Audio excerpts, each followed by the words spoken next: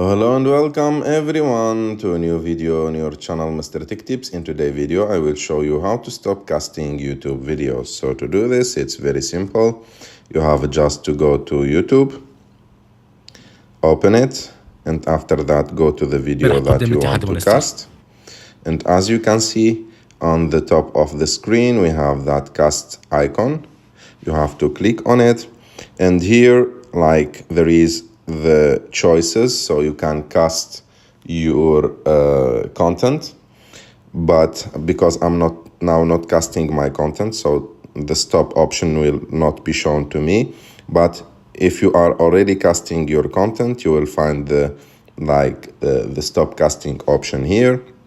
And like we said, you can cast your content directly using Wi-Fi if your phone and your smart TV, and you should have smart TV, are connected to the same Wi-Fi.